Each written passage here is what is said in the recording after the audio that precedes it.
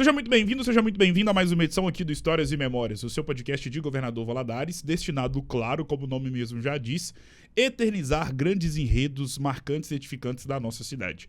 E hoje tenho a incrível honra de poder imortalizar a história de vida de uma grande vida e que possui uma grande história na advocacia valadarense. Falo dele, o advogado e palestrante, doutor Arthur Venturini, que me dá a honra da sua presença aqui no podcast Eternizador de Histórias. Doutor, primeiramente, seja muito bem-vindo. É uma incrível honra do tamanho do mundo e do tamanho da sua história poder te receber. Bom dia, boa tarde ou boa noite, depende do horário que vai estar nos acompanhando. Seja muito bem-vindo. Eu que agradeço a oportunidade, tá? De estar aqui, tanto com você quanto com a sua equipe. Vamos combinar um negócio aqui que a gente estava falando bem antes. Doutor, você vai deixar para fora ou vai deixar para outras questões? Me chama aqui de Arthur. Arthur, nosso bate-papo, apesar de ter vindo formal, porque o advogado tem que andar formal. Claro, tá certo. Mas tô muito agradecido, de verdade. E assim, já vou te pedir desculpa, porque você colocou para mim assim, ó, aqui nós vamos eternizar histórias. E eu fico emocionado quando eu falo um pouco da minha. Então, pelo amor de Deus, se eu me emocionar aqui, não me julgue, porque tem muita coisa pra gente poder comentar aqui, pra gente poder falar. Aqui é pra isso mesmo, e até pra gente poder falar acerca daquilo que marcou a vida de todos nós. Se você andar aqui na Barão do Rio Branco, nesse primeiro quarteirão dessa rua icônica para a história de Valadares, se você for fazer a seguinte pergunta: a pandemia marcou sua vida? Para qualquer pessoa, ela vai citar que sim. Com certeza. E nós sabemos que foi um grande marco mundial. Daqui a 50 anos nós nem estaremos mais aqui e a pandemia vai ser lembrada, as nossas fotos com máscaras no rosto serão expostas, porque foi algo que marcou a vida de todos nós em várias óbitos. Feito esse pequeno preâmbulo e sabendo que a pandemia fez com que nós pudéssemos nos alertar em relação aos cuidados com a própria mente. E o assunto saúde mental ganhou um corpo na sociedade jamais antes visto pós-pandemia. Existe um debate sobre saúde mental pré-2020 e pós-2020. Haja visto que nós estamos vendo aí o corpo que os profissionais que cuidam da mente estão ganhando da sociedade. Feito essa extensa introdução, como está o Arthur Venturini mentalmente falando neste ano de 2026? Eu vou ser muito sincero, muito mais estruturado, muito melhor, entendendo mais o outro, porque é algo que a gente tem que ter na nossa profissão. Mas é muito difícil. Cara, amar o próximo quando ele tá longe da gente é fácil demais. Agora o próximo, dificulta mais um pouco. Mas assim, se eu for colocar o Arthur de antes e o Arthur de hoje, a diferença é surreal. No altruísmo, no entendimento, no perceber mais as pessoas, no entender mais que aquelas pessoas são seres humanos. Sim. Que precisam de acolhimento, precisam de entender as histórias deles, precisam ser escutados. E isso reflete muito, muito, muito na minha profissão. Porque, querendo ou não, nós somos advogados, mas também nós temos que ter ser um pouquinho de psicólogo, de médico, de tudo quanto é coisa ao mesmo tempo. Então, assim, cara, eu vou ser muito sincero, não cheguei onde quero chegar, mas também não estou onde estava. Tudo bem? Sim, com certeza. No progresso. E sobre a pandemia, qual foi o grande legado que ela deixou na sua história de vida? E, doutor, aquele tipo de legado e de lição que, mesmo 6 anos depois, você faz alguma ação, você pratica alguma ação que você para e pensa inconscientemente, tá? Eu só estou fazendo isso hoje, pode ser qualquer coisa, graças à pandemia, porque a pandemia me ensinou a fazer tal coisa. Nós temos uma mania muito feia de achar que somos eternos. De achar que nunca nada vai acontecer com a gente, ainda mais quando nós somos mais jovens, né? Não que eu seja tão jovem assim, mas a gente tem essa mania de que nada vai acontecer, as pessoas passam por determinadas situações, mas não vai acontecer comigo. E a pandemia trouxe uma característica de que realmente nós somos seres humanos que sofremos, que nascemos, que vivemos, que sofremos, que morremos, que passamos as nossas alegrias, as nossas dores. E ela, assim, vai ser muito feio o que eu vou falar, mas ela trouxe um aspecto mais palpável da morte. Ela tá ali. Sim. Ela pode acontecer. Hoje foi com um parente, amanhã foi com alguém um pouco mais próximo, alguém de longe, mas ela tá ali a todo momento, ela pode chegar até a nossa casa. Então eu comecei a parar para poder pensar o seguinte, cara, se ela tá ali na frente, eu posso sair daqui, eu não sei o que vai acontecer de mim. Claro. Por que não ser feliz no hoje? Por que não tratar as pessoas melhor, de forma melhor, no hoje? Por que não ser uma pessoa melhor no agora? Porque amanhã eu não sei se eu estarei aqui. E a única coisa que nós deixamos são as nossas histórias, claro. São os nossos escritos, são o nosso legado, o nosso nome. Se hoje o Arthur passasse, se hoje o Arthur fosse embora, se hoje o Arthur morresse, o que ele deixaria? E o período de pandemia me trouxe muito isso. Falei assim, cara, quem sou eu? O que eu vim caçar aqui nesse lugar? E quem é que hoje, se eu for embora, vai sentir falta de mim? Então eu fiquei muito com isso na mente. E isso me trouxe uma percepção de vida totalmente diferente. Ainda que as pessoas não entreguem a mim o que eu entrego a elas, eu vou tentar ser o meu melhor para elas, mesmo elas sendo aquelas pessoas sendo as piores versões delas em relação a mim.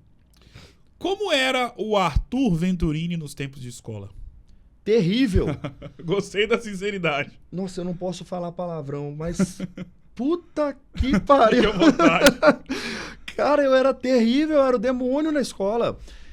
Eu era um aluno extremamente ansioso, ainda sou um pouco ansioso, extremamente... eu perdia muito o foco das coisas.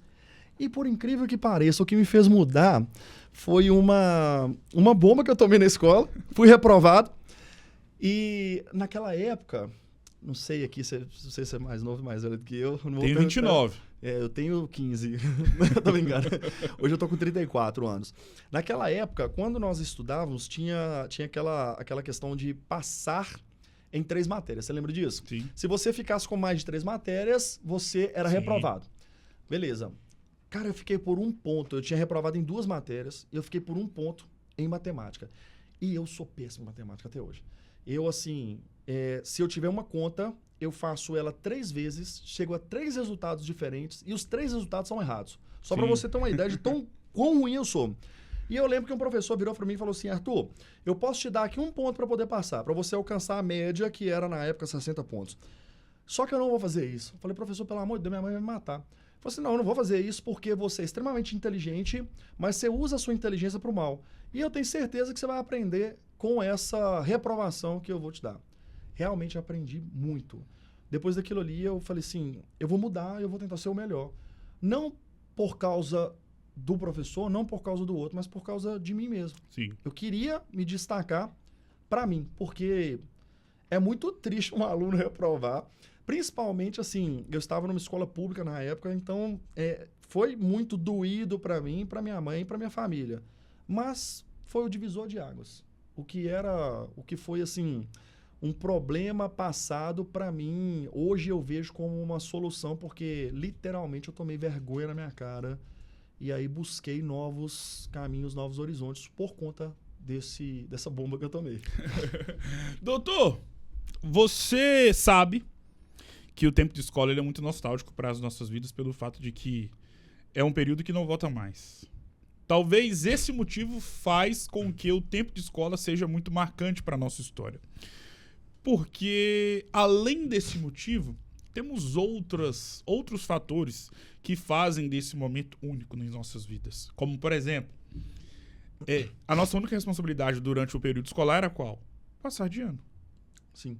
Diferentemente do que acontece na vida adulta, atualmente, por exemplo. Ainda mais você, enquanto advogado, em uma área extremamente importante para outras vidas. Enfim, feito esse pequeno preâmbulo, qual é a grande lembrança que você tem dos tempos de escola? Aquele tipo de lembrança do Arthur, que quando você passa em frente à escola que você estudou, ou a uma das escolas em que você estudou, independentemente do dia, de como você possa estar numa hora, vem na sua cabeça na hora. Eu vou trazer um exemplo bem ruim, de verdade, mas que ele movimenta muita coisa na minha vida. Eu passo na porta da escola e eu me lembro, hoje sendo professor, tenho meu curso, eu me lembro que por muitas vezes eu fui muito desrespeitoso com os meus mestres. Muito. E muitas coisas que eles falavam, eles usavam a seguinte frase, igual a mãe fala com a gente, né? Olha, lá na frente você vai ver que isso aqui é importante. E hoje é o lá na frente que eles falavam. Sim. E hoje eu vejo que era muito importante para mim. Então, quando eu passo, eu tenho uma vontade de tentar voltar naquele tempo, olhar no fundo dos olhos desses professores e falar assim, cara, obrigado por ter me aturado, porque eu não sou fácil. Eu nunca fui fácil na escola. Mas obrigado por não ter desistido de mim. Apesar igual o pessoal brinca demais comigo, fala assim, tem uma cara de playboy danada, mas eu fui criado num determinado lugar em que grande parte das minhas amizades foram por caminhos não tão legais, caminhos que foram tortuosos mesmo, de drogas, de prisões, de morte. E ainda assim eu tentei mudar um pouco dessa história, tentei mudar um pouco do que aconteceu. E em relação à escola, eu vejo muito isso, os conselhos que eles me davam. Arthur, estude. Arthur, faça dessa forma. Arthur, você tem uma característica assim, tenta ir por esse lado. E por uma questão de imaturidade, às vezes eu deixei isso passar bastante. Então, hoje a minha nostalgia maior é essa, é virar e falar assim, se eu pudesse voltar para aqui, eu teria falado com eles de forma diferente. E um outro ponto também que eu creio que seja um ponto de comum entre muitas pessoas, amizade. As amizades que passam pelas nossas vidas, hoje, muitos por outros caminhos, muitos grandes empresários, sucesso, e que aquilo ali não volta, mas fica guardado no nosso coração sempre. Você que escolheu o direito ou o direito que te escolheu? Eu era louco para poder ser odontólogo. Doido. Nossa, cara, fiz a prova, passei, mas na época passei muito bem colocado, fui segundo lugar, mas numa universidade particular, não tinha condições. E eu falei assim, cara, não tem condições, então eu vou fazer o que está diante de mim. Vou dar o meu melhor nas condições que eu tenho, enquanto eu ainda não tenho condições melhores de fazer melhor ainda, como diz o Cortella, né? Essa frase, ela é emblemática do Cortella. E aí eu falei assim, não, se isso daqui é o que o mundo está me propondo, é o que Deus está deixando, vamos embora nisso aqui. E de lá para cá, eu fiz muito por merecer. Tanto eu esqueci até de te falar. E aí vou me vangloriar um pouquinho aqui, vou encher meu ego aqui. Deixa eu até levantar aqui para poder dar uma ajustada. Eu fiz tanto por onde, estudei tanto, corri atrás, fazia as minhas coisas. Fui muito criticado porque fui ao avesso daquilo que as pessoas geralmente faziam na sala. Mas eu consegui tirar muita coisa boa. Inclusive, fui homenageado pelo curso e pela OAB na época, quando eu formei. Recebi uma plaquinha da OAB muito bacana, do nosso presidente Adilson, que foi um antecessor ali do Dr. Arilson, que é uma pessoa também que eu amo de paixão. E recebi essa plaquinha com as devidas homenagens da OAB e da universidade como aluno de destaque do curso. Então, assim, Arthur, foi o direito quem te escolheu ou você quem escolheu o direito? Eu acho que nós nos encontramos num período em que eu precisava ser algo na vida que não fosse tão somente ali o cara que trabalhava de... Nada contra isso, tá? Porque todo trabalho, ele é digno. Mas eu fui office boy, eu vendi sapatos, eu trabalhei num almoxarifadozinho de uma loja de sapato também. Maior parte da minha vida trabalhando como office boy, depois trabalhei com vendas de sons, esses sons de festa, essas coisas. Legal, cara. Cara, eu fiz muita coisa antes de conseguir ser um advogado. Ou melhor, o advogado. Não, vou deixar um advogado que soa melhor, não sou tão prepotente. E isso para mim foi muito importante. Tive de ver muita gente sofrendo para eu poder chegar no patamar onde eu estou hoje. Não é, como eu disse, cara, não é onde eu quero estar, mas está muito longe do que eu era antigamente. O curso de Direito ele é um dos mais importantes pelo fato de que ali estão se preparando inúmeros profissionais que no futuro tentarão e conseguirão garantir direitos indispensáveis para a vida humana no campo jurídico. E ali no curso da Univale, da Fadivale ou de qualquer outra universidade, existem homens e mulheres que terão como propósito de vida servir outras vidas através da justiça. Como você mesmo disse anteriormente, você e o direito se encontraram. E nesse encontro houve uma paixão do seu lado perante a tudo aquilo que você viu dentro do curso e continua vendo enquanto profissional. O que te fez se apaixonar pelo direito?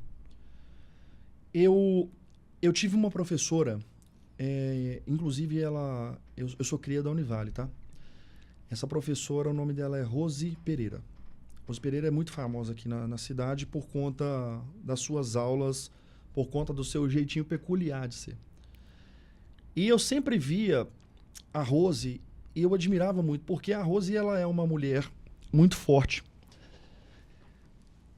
E ao mesmo tempo também muito doce, muito coração. Ela, assim, é a mesma coisa que você olhasse para uma pedra, mas se você quebrasse aquela casquinha ali, você via um coração mole.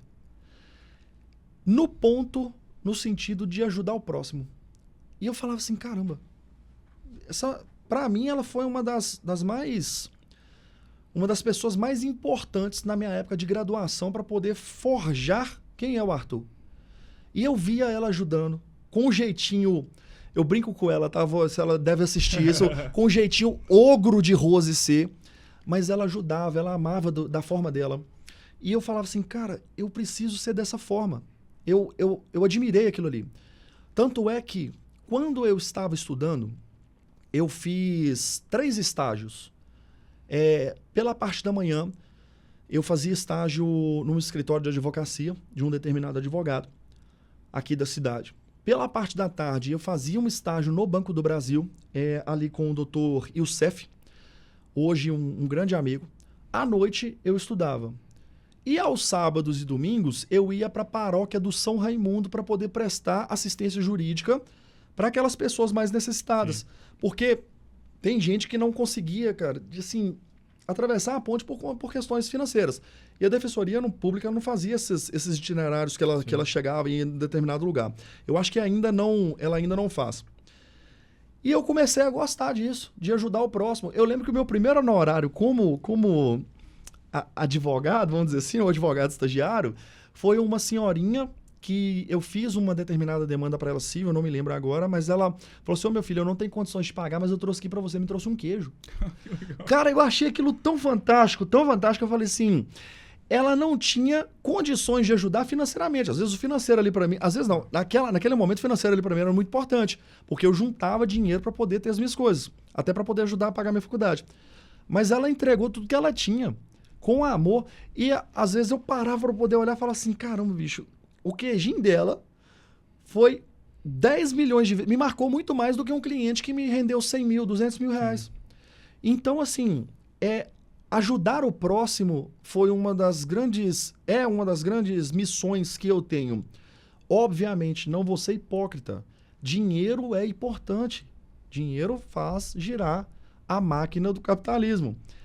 Mas você conseguir ter dinheiro e também, ao mesmo tempo, ajudar as pessoas, não tem nada no mundo que pague isso. Porque à noite eu consigo deitar a cabeça e falar assim, caramba, eu consegui, eu fiz. E isso me trouxe muito parte da história da Rose. Hoje, ela, além de ser professora, ela virou mestre recentemente em gestão integrada do território e também está terminando uma faculdade de psicologia. Se não já terminou. E está lá, fazendo dela, ajudando.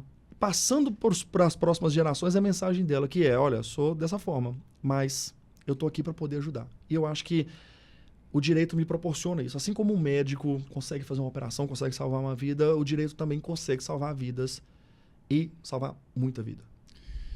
Pensando naquilo que você faz hoje em dia, eu acho muito interessante o seu trabalho porque a sua especialidade, onde você atua, ela está totalmente ligada ao mundo moderno. E, infelizmente, está ligada ao que há de pior. Ou melhor dizendo, a uma das piores coisas que existem no mundo moderno, que é a alta tecnologia sendo avançada de uma forma abundante. Porém, em muitos dos casos, e você sabe disso muito melhor do que eu, obviamente, esse avanço da tecnologia também acontece de forma muito forte, negativamente, na vida de inúmeras pessoas e, em muitos casos, frustram e deixam tristes pessoas que às vezes tinha ali uma renda de uma vida toda ou de um período muito importante da sua respectiva vida e que por conta de um clique errado no celular acaba colocando tudo por terra. Não por erro delas, mas também, obviamente, e deixando claro, por ações totalmente criminosas de outras pessoas. Por que existe o Dr. Arthur Venturini na área de direito bancário e que atua diretamente na tentativa de solução de problemas? Eu vou te contar uma história de uma determinada cliente. E aí você vai entender qual é a minha missão e o meu propósito. Primeiro ponto, nós estamos numa sociedade que ela está extremamente veloz. Bauman, ele foi um sociólogo polonês, ele trazia essa reflexão sobre a liquidez da sociedade, das relações. Tudo está muito rápido. Você vê as relações modernas hoje, antigamente as pessoas se casavam, ficavam o resto da vida. Hoje em dia, se você não age de uma determinada forma, você é altamente descartável. Então, essa tendência de modernização, ela é muito rápida, ela é muito grande, ela é muito frequente e ela é muito intensa. Com a modernização, nós temos aparelhos celulares. Pega aqui, eu sou de 92. 92 não estava existindo celular ainda. Pelo contrário. Aí nós começamos naquele celular que você tinha que colocar um Telemig. do lado do outro. E outra coisa, eu tava lembrando esses dias, chip 31 anos, cara. Você ligava para as pessoas só no final de semana, ou então você conversava por 3 segundos, você lembra disso? Cara, aquilo ali, nossa, foi uma nostalgia do caramba. Mas, então a sociedade dos anos 90 para cá, ela só vem evoluindo cada vez mais velozmente, a ponto de algumas pessoas não conseguirem se adequar e se estabelecerem nessa modernização. E aí a gente traz a figura de por exemplo, o idoso, que não tem ali, é uma classe hiper vulnerável e que não tem tanta destreza em relação às questões dessa modernidade. Obviamente que são casos e casos, tá? Eu tô falando de forma generalizada, mas existem pessoas que sabem mexer muito bem em celulares, etc. Mas hoje uma criança, ela já nasce praticamente mexendo no celular. Então, show. Aí onde que o Arthur entrou nessa questão do direito bancário? Eu tive uma determinada cliente que ela tem uma determinada empresa e golpistas invadiram ali o sistema dela. Conseguiram fazer um empréstimo de 120 mil reais e mandarem 200 mil reais de Pix para contas determinadas e, posteriormente, esse empréstimo caindo na conta, fez ali a pulverização desses valores para determinadas contas. Ok. Perdeu muito dinheiro. Show de bola. Só que aí vem uma agravante. Ela também tem um filho que tem necessidades especiais. Sim. Ok? Crianças com esse tipo de necessidade, elas precisam de um cuidado maior, melhor e mais ativo, como, por exemplo, compra de remédios e etc. Além disso, tem os cuidados, insumos básicos que toda pessoa precisa ter. Precisa comer, precisa pagar a luz, precisa pagar a internet. Tá. Os bancos vieram, mandaram uma ordem para o Banco Central. O Banco Central, para poder averiguar aquela conta, suspendeu todas as contas relacionadas à empresa e à sócia da empresa, que era ela. Ela simplesmente ficou sem nada, não conseguia movimentar nada, não conseguia fazer nada. Me procurou depois de uns 15 dias que isso aconteceu, falou assim, pelo amor de Deus, me ajuda. Falei assim, tá, o que nós vamos fazer aqui? Vamos pedir uma tutela de urgência, despachar com o magistrado para poder liberar as suas contas. E dentro desse prazo de produção da petição até lá, o remédio da criança já estava acabando. Então imagina que para uma mãe, com todas as contas travadas, insumos faltando, precisando se alimentar, precisando de cuidar do filho. Você falar para uma mãe para poder deixar o seu filho sem medicamento, eu acho que ela morre, mas ela não faz isso. Sim. O amor de mãe é totalmente diferente. E aí ela precisava de uma determinada tutela. Nós intervimos, despachamos com o juízo lá de São Paulo. Foi super solícito, a secretaria super solícita. Com 2 dias já tinha uma decisão liminar, deferindo o pedido e mandando desbloquear todas as contas. Então, olha só, Arthur, é uma decisão besta. Para quem está na área do direito, é. Agora, para uma mãe com essa situação, que perdeu 320 mil reais, que tá... Ela falou comigo, falou assim, Arthur, eu tô toda lascada, o que eu vou fazer? Eu falei assim, calma, deixa eu tentar resolver, eu vou dar o meu melhor para poder resolver essa situação sua. Transferindo até nós uma responsabilidade que pesa e pesa muito. Claro. E houve o deferimento para glória de Deus. Mas imagina só, você numa situação dessa. Então, o que gera nisso daí? Por que o Arthur se encontrou nessa área? Primeiro, que é uma área que eu fiz voltado também para o meu estágio dentro do Banco do Brasil. Então, eu conheço um pouco o sistema bancário por conta desse estágio. É uma área que pouquíssimos profissionais atuam, pouquíssimos. E eu sempre falo nos meus cursos, gente, tem mercado para todo mundo. Eu não fico segurando informação, eu ensino, eu gosto de ensinar. Tem mercado para todo mundo, mas nem todo mundo quer estudar. Nem todo mundo quer sentar na cadeira e fazer do modo convencional, do modo que realmente dá para você poder aprender. Hoje nós temos a inteligência artificial, nós temos uma porrada de coisa. Mas nada disso vai suprir a inteligência do ser humano, o intelecto do ser humano. Então eu me encontrei nesse nicho. Poucas pessoas atuando, uma área promissora, tem uma pesquisa que somente em golpes digitais, até o ano de 2028, nós teremos um rombo de 9 bilhões de reais no país e é uma área que não vai parar de crescer. Infelizmente. Mas ainda bem que existem profissionais, não só eu, como outros escritórios, também como outros profissionais, que podem ser luz para essas pessoas que estão sendo oprimidas tanto pelo sistema financeiro, tanto pelos bancos e também pelo órgão jurisdicional, que é aquilo que nós chamamos de poder judiciário. Que não vamos deixar isso de fora, não. Que tem muita coisa ali que é complicado de mexer. Arthur, eu poderia falar que o celular, ainda mais esses ultra mega modernos, nas mãos de idosos, é um perigo pensando na sua área e naquilo que você faz. Só que eu tenho certeza que você vai virar para mim e falar, Gustavo, essa afirmação sua ela é errada pelo simples fato de que você, com certeza, já viu e tem convivido e conviverá pro resto da sua vida profissional com pessoas de 20, 30, 40 anos que também caem em golpes. Logo, a afirmação correta seria: o celular na mão de qualquer pessoa, de qualquer idade, ele é um perigo. Feita essa introdução, por que as pessoas caem tanto em golpes? Em uma palavra, ganância.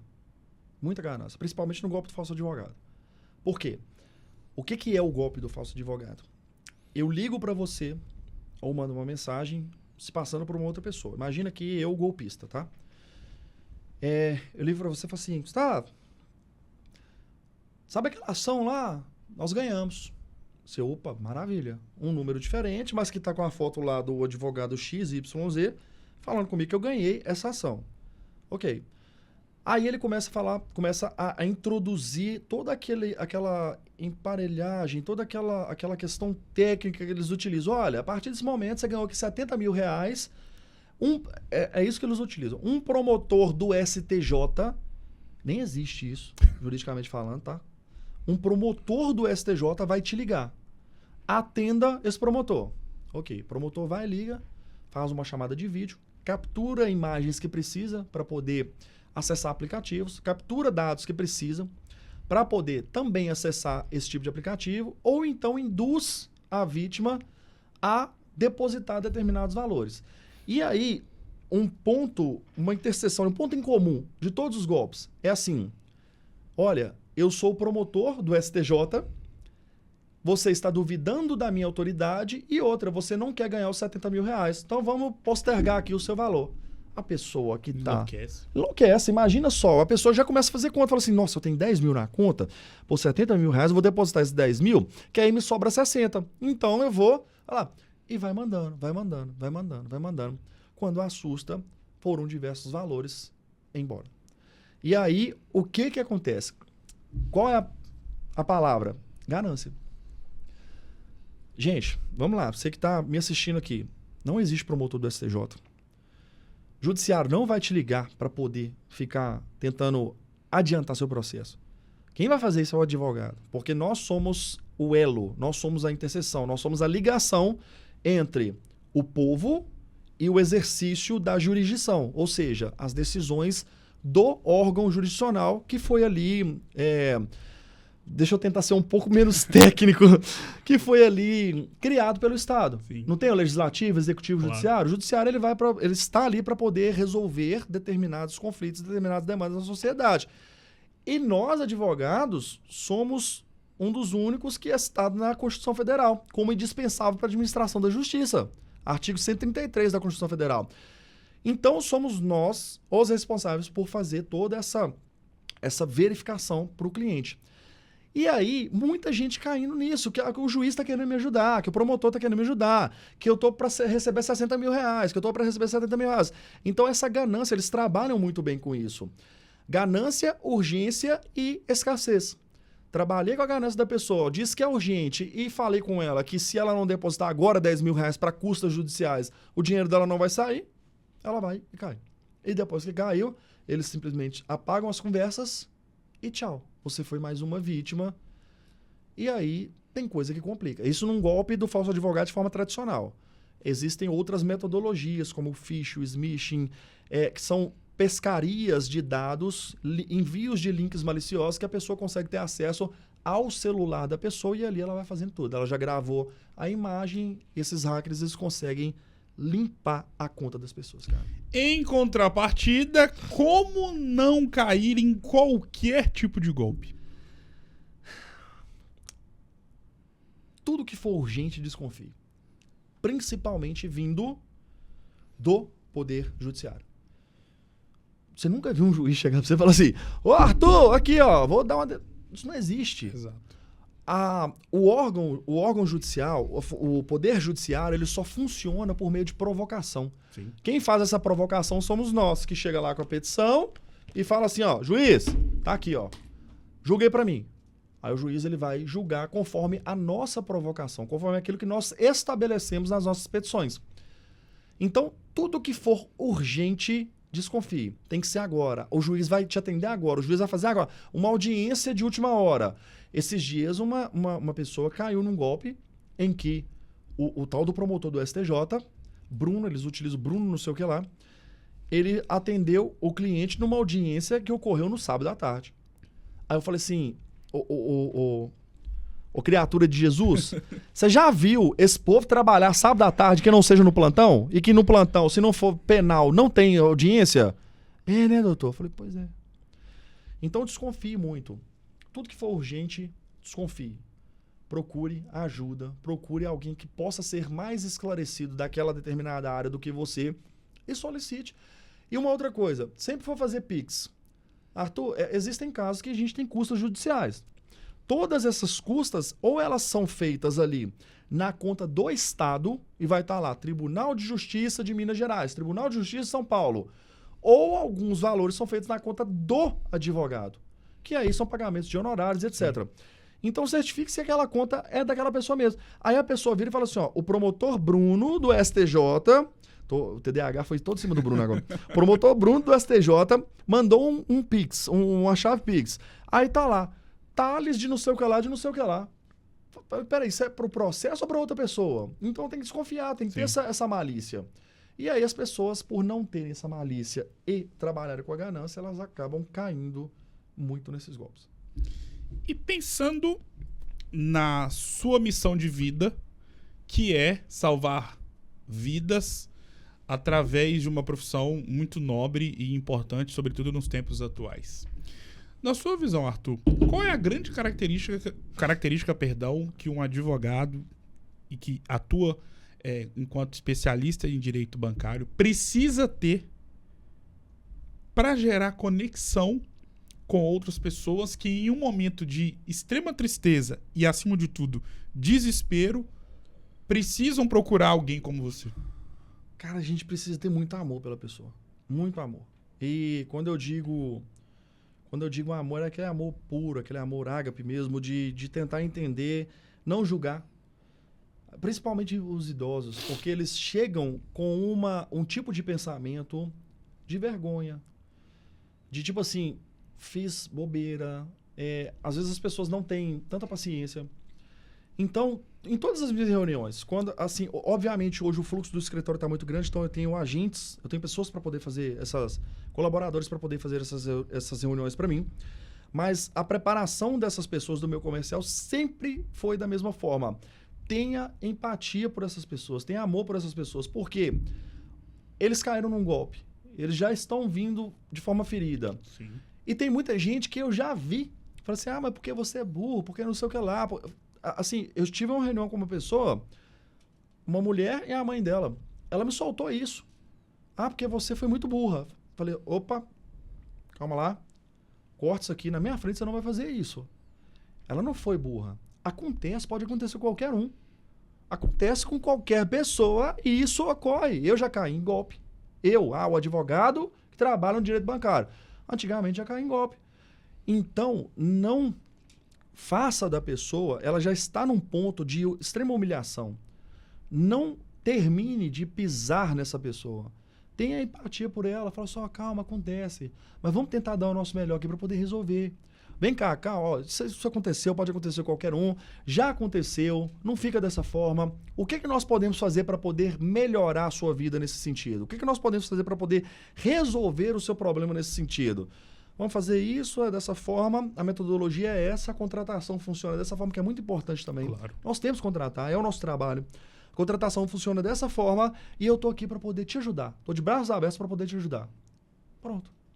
Eu fui chamado por uma cliente de advogado do TikTok, cara. Porque você é advogado TikTok. Cara, me cagou todo. Falei, tá bom, tudo bem, é o que você pode oferecer para mim nesse momento. Beleza. Eu não sei, assim, eu falo que foi Deus que me ajudou. Passou uns 3 dias, saiu a decisão no processo dela, nós ganhamos tudo. Aí eu, obviamente, né, coração peludo do jeito que sou, mandei pra ela assim, aí o advogado do TikTok aí, ó, e mandei pra ela a decisão. Ela ficou brava comigo, mas tá tudo bem. Quando nós lidamos com essa área, quando nós tratamos nessa área, nós conhecemos pessoas diferentes. Sim. Criações diferentes, de mundos diferentes, com recortes de vidas, de recortes de mundo totalmente diferentes. Então, tem que saber entender e ajudar. De qual forma? Hoje eu consigo ajudar essa pessoa exercendo o meu ofício. Amanhã eu posso ajudar de outra forma. Como assim outras pessoas podem me ajudar de outra forma? Então eu penso muito nisso, ajudar o próximo. Acho que eu respondi, não respondi? Com certeza, de forma muito magnífica. Dentro de todo o seu currículo e toda a sua história enquanto advogado especialista em direito bancário, você já conviveu e já conheceu inúmeras histórias em forma de ser humano. E é muito louco pensar que talvez, e me corrija se eu estiver errado, a maioria, ou na totalidade das pessoas que te procuram, elas estão desesperadas e buscam a solução de um problema muito emergencial. Só que, como eu disse anteriormente, você tem uma missão de vida que é salvar histórias de vida. Qual é a grande história que mais te marcou, porque através do seu trabalho você conseguiu resolver uma situação insolucionável? Cara, eu até lembrei aqui de uma situação, e aí eu emociono um pouco, tá? Então, assim, nós vamos tocar num assunto um pouco difícil para mim. Eu perdi minha mãe com 18 anos. E eu sempre brinco com as pessoas que eu falo assim, o que te move para poder fazer dessa forma? O que te move para poder tentar desafios novos? Eu sempre falo que é a história do sabonete. A história do sabonete, para mim, ela tem um pega na minha vida muito complicado, sabe? Mas muito bom ao mesmo tempo. Na época era péssimo. Mas, assim, as situações ruins de ontem são as situações que me salvaram hoje. Tá, o que é a situação do sabonete? Chegou um determinado momento em que quem cuidava lá de casa era meu irmão e a minha mãe. E para poder economizar, eu via minha mãe pegando daqueles restinhos de sabonete que fica no banheiro. Ela pegava, juntava tudo numa sacolinha e ela amassava tudo para poder fazer um só. E a gente conseguir ter algo a mais e economizar. Vi minha mãe fazendo isso muitas vezes. Vi minha mãe comprando um bife e partindo em 1 milhão de pedaços para poder parecer que no prato tinha mais. Vi meu irmão com uma idade muito tenra ainda, muito novo, ter a responsabilidade de cuidar de mim, da minha mãe, da vida dele e cuidar do próximo. Então eu acho que isso me moveu muito para poder tentar ajudar as pessoas. Foi uma situação péssima na minha vida. Na época eu assim, não concordava, falava assim, mas por que? A gente sempre tem aquela época de rebeldia, né? Porque Claro. Deus deixa isso. Mas a situação ruim de ontem, hoje é a situação que me traz refúgio, que me traz alento, que me traz algo bom. E sempre que eu vou ajudar o próximo, eu tento pensar na história do sabonete. Eu tento pensar, tipo assim, cara, minha mãe, ela veio, ela viveu, ela dava o melhor dela e não reclamava, cara. Nossa, eu sou reclamão demais, cara. Nossa, eu reclamo muito, cara. Eu reclamo muito. Eu tenho tentado parar com isso. Mas a minha mãe, ela sempre com um sorriso no rosto, podia estar descendo, cara, assim, tá caindo canivete. Ela com um sorriso no rosto, ela sempre falava assim, vai dar certo. E aí, quando eu perdi ela, eu falei assim, cara, eu quero levar essa característica da minha mãe pra minha vida. Quero levar essa característica da minha mãe pro meu futuro, porque tava uma merda. Mas ela falava assim, vai dar certo. Naquele vai dar certo dela era assim, meu filho, conta comigo. Meu filho, eu vou enfrentar o mundo com você. Meu filho, eu tô com você sempre. E ela só não tá aqui. Assim, o meu amor por ela, ele não morreu, nunca vai morrer. Ela só não tá aqui. Mas ela vai estar sempre comigo. Tanto é que no meu livro eu fiz uma frase pra ela, que é o que eu carrego sempre pra mim. Inclusive, esse livro aqui é pra você, tá? Oh, muito obrigado. Esse livro é um presente pra você. Eu coloquei assim, ó, a Selma Castro Bridges, em memória. Aqueles a quem amamos jamais partirão, pois o amor sempre será o maior motivo para continuar. Seja por quem se foi, seja por você, seja por quem fica. A vida é uma soma das melhores pessoas que passaram por ela. Hoje, a saudade me fez sorrir. Eu te amo eternamente. A vida é uma soma, é o sabonetinho. Sabonetinho trazendo um monte ali. A vida é uma soma de tudo que passou. E depois disso eu aprendi que não importa o que a pessoa esteja passando, se eu conseguir, se eu puder, eu vou tentar ajudar. Tanto é que, tirando essa área bancária, que eu já atuo já tem um tempo, certa vez quando eu estava fazendo meu mestrado, eu tinha acabado de sair de uma aula, era por volta de 8 e pouca mais ou menos, e aí bateu no escritório uma pessoa, tocou lá, falou assim, Arthur, eu tô precisando de um atendimento seu para o meu parente. Falei, cara, eu tô indo embora, eu tô cansado. Falei assim, Arthur, é uma situação de vida ou morte. Falei assim, beleza, vem pra cá, subiu. Me subiu um homem. Cara, parecia que ele chorou tanto, ele tava chorando tanto, que parecia que tinha assim, alguém tinha esmurrado o rosto dele, de tão inchado que tava. Dei uma água pra ele, pedi pra poder sentar, inclusive ele é meu xará, o nome dele é Arthur também. E ele falou assim, doutor, o meu filho está na Unimed. Eles deram um medicamento para ele, ele teve uma certa crise àquele medicamento e ele empolou todo e estava todo ferido, não estava conseguindo respirar mais. E o médico falou, ele precisa ir de forma imediata para Belo Horizonte. Só que a Unimed negou o transporte aéreo.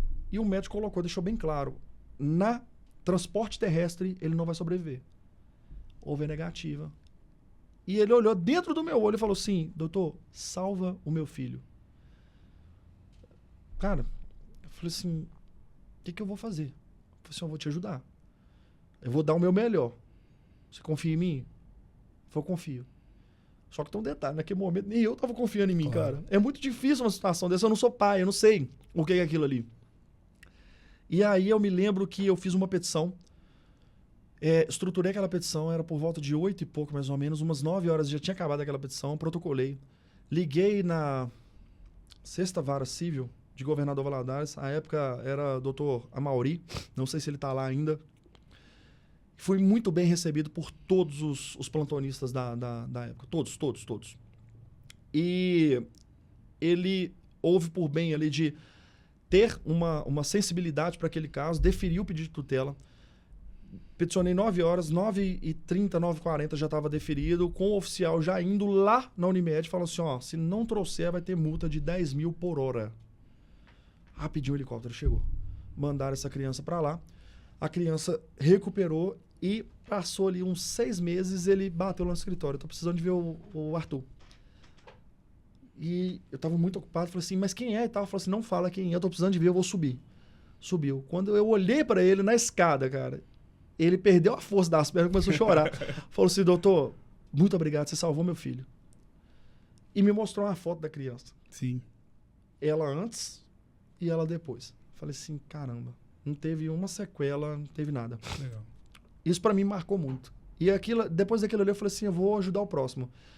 Não nessa proporção, porque ter essa responsabilidade é muito difícil. Eu fiquei sem dormir, de verdade.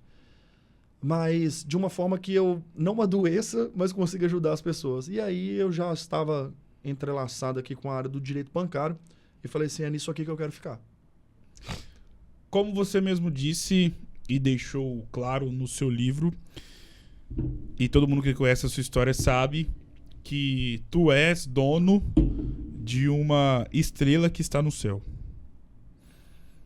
E se ao invés dessa estrela que está no céu, já há algum tempo, essa estrela estivesse na sua frente como eu estou aqui agora, o que você falaria para ela? Cara, isso pegou pesado, hein?